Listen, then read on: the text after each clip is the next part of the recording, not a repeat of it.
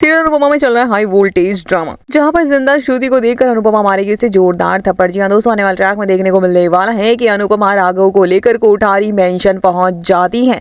दूसरी तरफ देखने को मिलने वाला है कि यहाँ पर जो है श्रुति भी 15 साल बाद फिर से लौट आई है। अब ये के बाद एक कोठारी परिवार में खुलासे होते नजर आ रहे हैं। पहले आर्यन का और अब श्रुति का की श्रुति भी इसी खानदान की बेटी है, जिसने नाम बदल कर शादी करी थी पंखुड़ी बनकर। और देखने को मिलने वाला है कि पंखुड़ी नाम राघव ने ही उसका रखा था।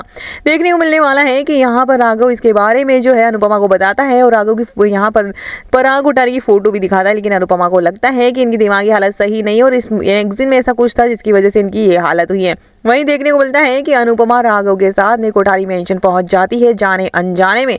लेकिन दूसरी तरफ श्रुति की एंट्री हो जाती है और श्रुति को देखकर राघव कहता है कि यह जिंदा है तो मुझे 15 साल की सजा क्यों दिलाई। और इतनी देर में पूरा कोठारी परिवार वहां पर एकत्रित हो जाता है, जिसके बाद श्रुति यहाँ पर शॉक्ड हो जाती है और उसके पसीने छूट जाते हैं राघव को सामने देखकर, क्योंकि उसी ने उसको जेल की सलाखों के पीछे डलवाया था अपनी मौत के इल्जाम में।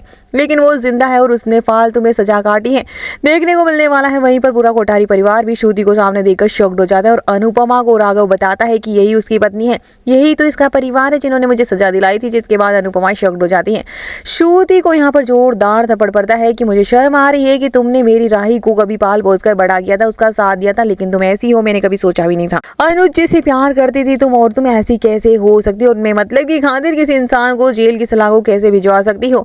जिसके बाद श्रुति बताएगी कि उसे पता भी नहीं है कि इसकी मौत का इल्जाम इस पर लगा है। उसने अपने परिवार से और सबसे नाता तोड़ दिया था और अमेरिका जाकर बस गई थी और मुझे नहीं पता था कि राघव के साथ ऐसा कुछ हो गया है। तो देखने को मिलने वाला है कहानी में बहुत दिलचस्प मोड़ की श्रुति सामने होगी और राघव को फालतू में ही यहाँ पर सजा हो चुकी थी 15 साल की। अब देखना दिलचस्प होगा कि अनुपमा क्या राघव को क्या इंसाफ दिलाती है।